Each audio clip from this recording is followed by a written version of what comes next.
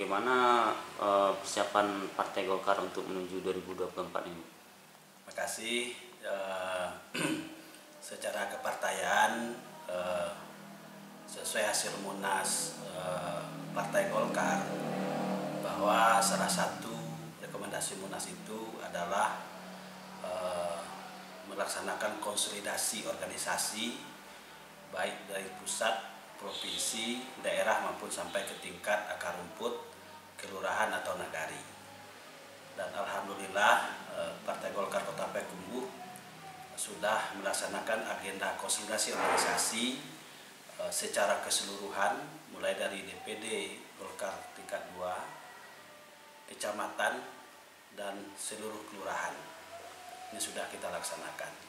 Kemudian juga kita sudah melakukan rekrutmen fungsionaris Partai Golkar untuk bakal calon anggota DPRD dari Partai Golkar tahun 2024, dan ini sudah berlangsung lebih kurang 8 bulan.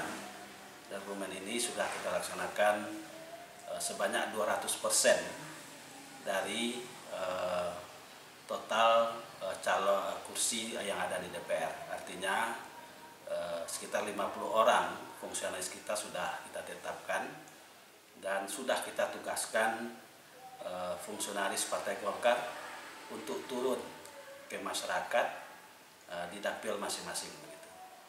Dan untuk maju jadi wali kota Payakumbuh nanti, apakah kita akan mengusung calon sendiri atau gimana? Ya, terima kasih. Jadi Partai Golkar ini kan partai terbuka dan partai moderat. Jadi partai kita ini selaku partai tertua di Republik ini tentu membuka kesempatan yang sama terhadap warga negara Indonesia yang ingin maju dalam kontestasi politik, baik itu pilpres, pileg maupun pilkada. Khusus di Kota Payakumbuh, tentu kita di Partai Golkar sudah mempunyai mekanisme yang diatur oleh peraturan organisasi Partai Golkar yang dikeluarkan oleh Dewan Pimpinan Pusat Partai Golkar, yang bahwa di peraturan organisasi itu Golkar itu terbuka. Kemudian memang kalau sekiranya ada kader Golkar yang menurut masyarakat dan menurut penilaian partai punya kompetensi untuk diajukan menjadi calon kepala daerah, tentu ini mungkin lebih dapat ruang dari partai untuk dapat dicalonkan ke depan. Nah, jika nanti Golkar berhasil menjadi wali kota Payakumbuh, apa gagasan yang atau terobosan yang akan kita lakukan di Payakumbuh? Yang pertama, Golkar selaku partai tertua di Republik ini, Golkar sudah melahirkan sebuah visi negara kesejahteraan 2045. Artinya, visi negara kesejahteraan 2045 itu, pembangunan itu dilaksanakan di semua bidang. Itu dimulai dari daerah. Artinya, Golkar sudah punya blueprint untuk mewujudkan negara sejahtera itu 2045 secara lahir dan batin.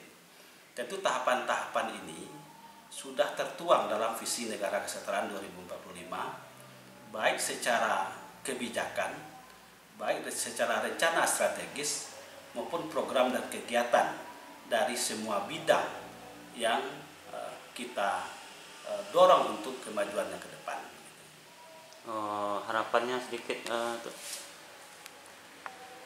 Harapannya tentu dalam kesempatan ini kiranya ke depan Payakumbuh yang hari ini dengan 2 periode Bapak Rizal Pelevi, wajahnya cukup berubah ke arah yang lebih baik.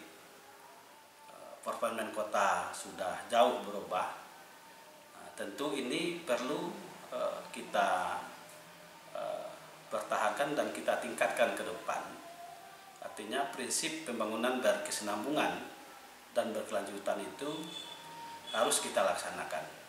Namun tentu juga harus ada juga ide dan gagasan inovasi-inovasi yang diharapkan ke depan, sehingga daerah kita yang maju ini akan lebih maju dalam mewujudkan kesejahteraan masyarakat.